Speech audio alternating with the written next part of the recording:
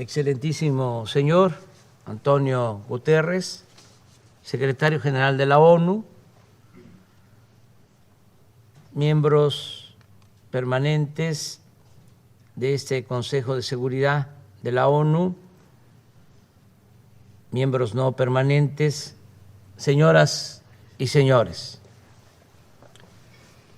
No vengo a hablar de seguridad como sinónimo de poderío militar, ni como argumento para el empleo de la fuerza contra nadie.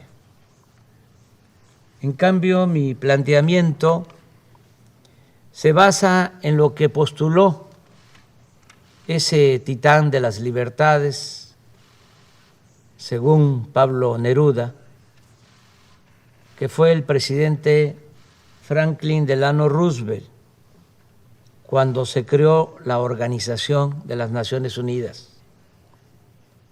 El derecho a una vida libre de temores y miserias, que sigue siendo el más sólido fundamento de la seguridad para todas las sociedades y los estados. El principal obstáculo para el ejercicio de ese derecho es la corrupción en todas sus expresiones. Los poderes transnacionales, la opulencia y la frivolidad como formas de vida de las élites, el modelo neoliberal que socializa pérdidas, privatiza ganancias y alienta el saqueo de los recursos naturales y de los bienes de los pueblos y naciones. Es corrupción el que tribunales castiguen a quienes no tienen con qué comprar su inocencia y protejan a potentados y a grandes corporaciones empresariales que roban al erario o no pagan impuestos.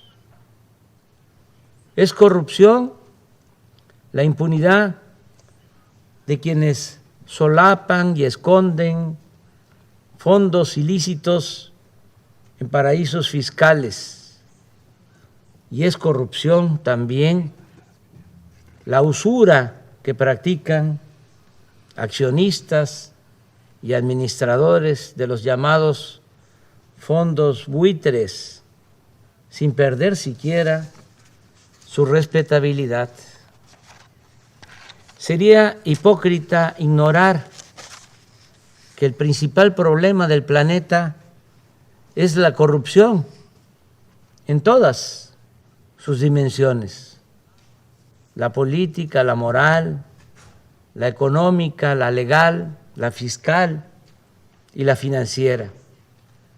Sería insensato omitir que la corrupción es la causa principal de la desigualdad, de la pobreza, de la frustración, de la violencia, de la migración y de graves conflictos sociales. Estamos en decadencia porque nunca antes en la historia del mundo se había acumulado tanta riqueza en tan pocas manos mediante el influyentismo y a costa del sufrimiento de otras personas, privatizando lo que es de todos o lo que no debe tener dueño, adulterando las leyes para legalizar lo inmoral, desvirtuando valores sociales para hacer que lo abominable parezca negocio aceptable. Veamos, por ejemplo, lo sucedido con la distribución de la vacuna contra el COVID-19. Mientras las farmacéuticas privadas han vendido el 94% de las vacunas, el mecanismo COVAX, creado por la ONU para países pobres, apenas ha distribuido el 6%. Un doloroso y rotundo fracaso. Este dato simple debiera llevarnos a admitir lo evidente. En el mundo actual, la generosidad y el sentido de lo común están siendo desplazados por el egoísmo y la ambición privada. El espíritu de cooperación pierde terreno ante el afán de lucro y con ello nos deslizamos de la civilización a la barbarie y caminamos como enajenados, olvidando principios morales y dando la espalda a los dolores de la humanidad. Si no somos capaces de revertir estas tendencias mediante acciones concretas, no podremos resolver ninguno de los otros problemas que aquejan a los pueblos del mundo. ¿Qué estamos haciendo en México? Hemos aplicado la fórmula de desterrar la corrupción y destinar al bienestar del pueblo todo el dinero liberado con el criterio de que por el bien de todos, primero los pobres. Optar por los pobres implica adicionalmente asumir que la paz es fruto de la justicia y que ningún país puede ser viable si persisten y se incrementan la marginación y la miseria. Por ello sostenemos que la solución de fondo para vivir libres de temores, riesgos y violencia es acabar con el desempleo, favorecer la incorporación de los jóvenes al trabajo y al estudio, evitar la desintegración familiar, la descomposición social y la pérdida de valores culturales, morales, espirituales. En México podría llevarnos tiempo pacificar el país, pero la fórmula más segura es atender el fondo, como lo estamos haciendo. Por ejemplo, otorgar a los jóvenes opciones de estudio y trabajo para evitar que sean enganchados por la delincuencia. La verdadera victoria sobre las bandas delictivas siempre consistirá en privarlas de su semillero y de su ejército de reserva. Con este mismo criterio estamos enfrentando el fenómeno migratorio.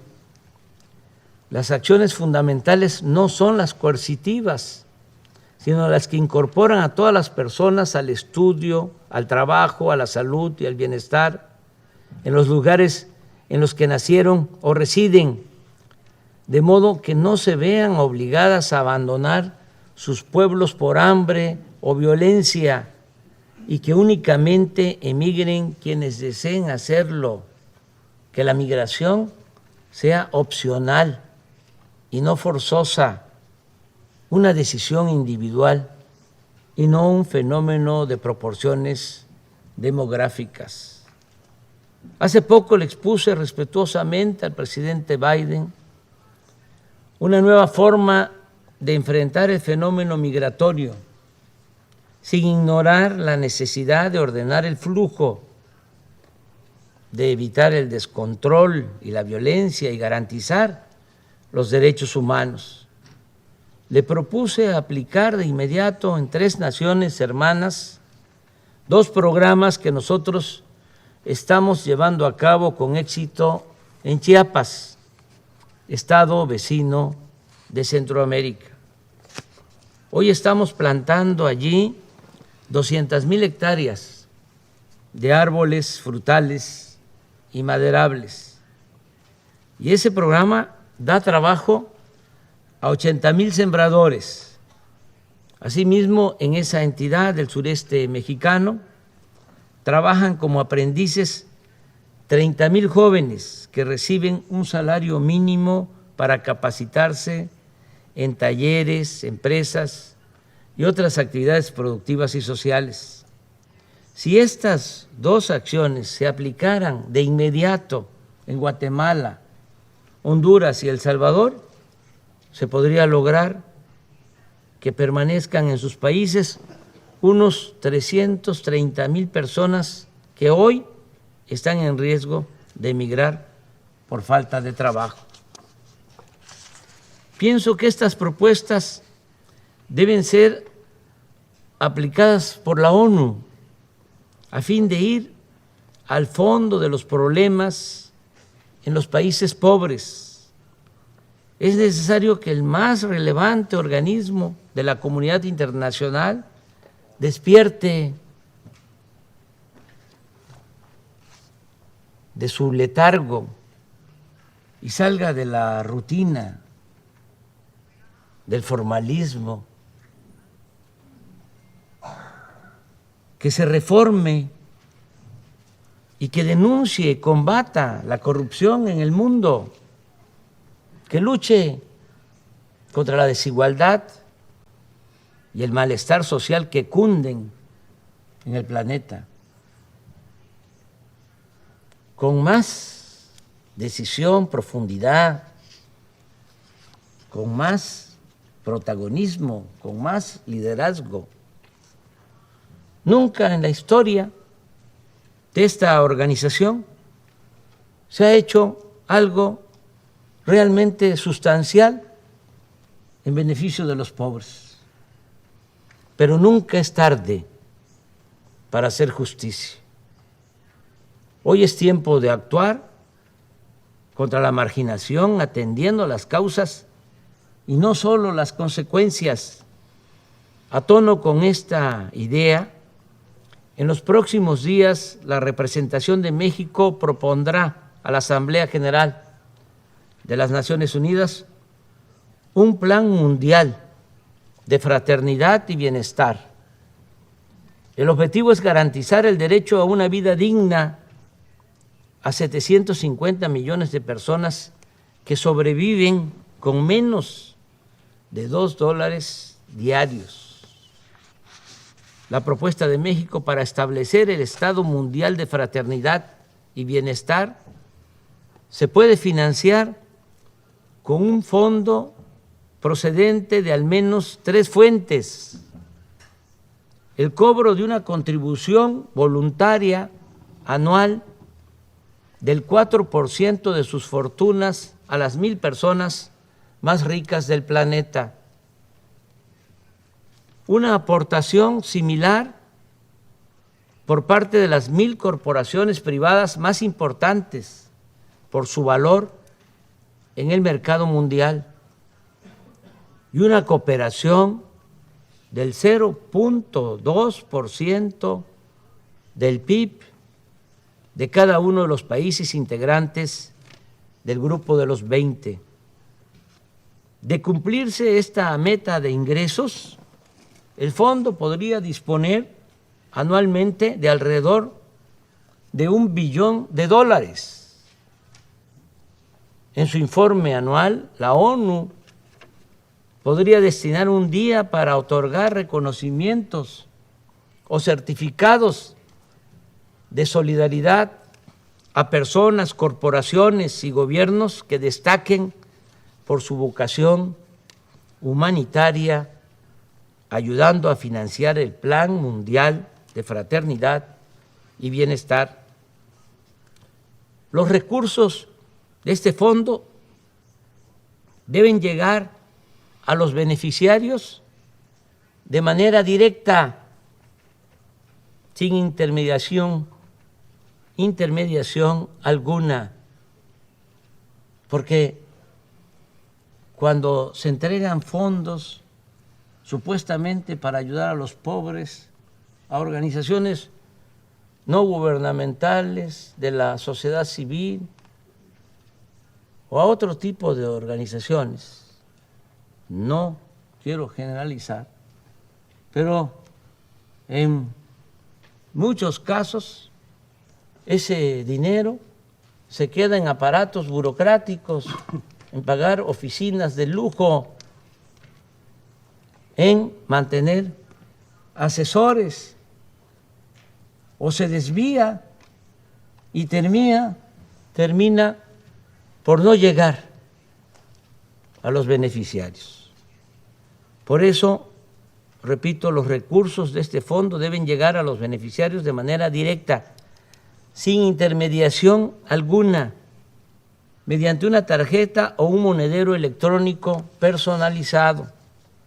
El Banco Mundial y el Fondo Monetario Internacional podrían colaborar en la creación de la estructura requerida y desde el año próximo hacer un censo de los más pobres del mundo y una vez definida la población objetivo en cada país, comenzar a dispersar los recursos para el otorgamiento de pensiones a adultos mayores, a niñas y niños con discapacidad, becas a estudiantes, apoyos a sembradores y a jóvenes que trabajen como aprendices en actividades productivas, así como hacer llegar vacunas y medicamentos gratuitos.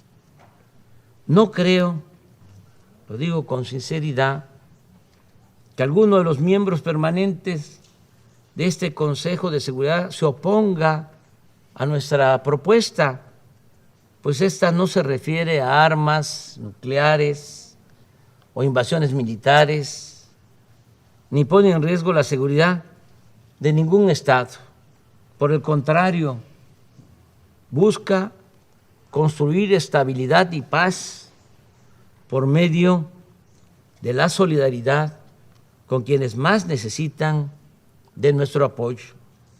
Estoy seguro que todas y todos, ricos y pobres, donantes y beneficiarios, vamos a estar más tranquilos con nuestra conciencia y viviremos con mayor fortaleza moral. Aquí recuerdo lo que sostenía Adam Smith: por más egoísta que quiera suponerse al hombre, evidentemente hay algunos elementos en su naturaleza que lo hace interesarse en la suerte de los otros, de tal modo que la felicidad de estos le es necesaria, aunque de ello nada obtenga, a no ser el placer de presenciarla. Con otras palabras, solo siendo buenos podemos ser dichosos. Y nunca olvidemos que es un deber colectivo de las naciones ofrecer a cada una de sus hijas e hijos el derecho a la alimentación, la salud, la educación, el trabajo, la seguridad social, el deporte y la recreación. Cierro recordando a dos patriotas y libertadores de nuestra América, José María Morelos y Pavón, siervo de la nación mexicana, que hace poco más de 2 siglos demandaba que se modere la indigencia y la opulencia. Y casi al mismo tiempo, Simón Bolívar aseguraba que el sistema de gobierno más perfecto es aquel que produce mayor suma de felicidad posible, mayor suma de seguridad social y mayor suma de estabilidad política.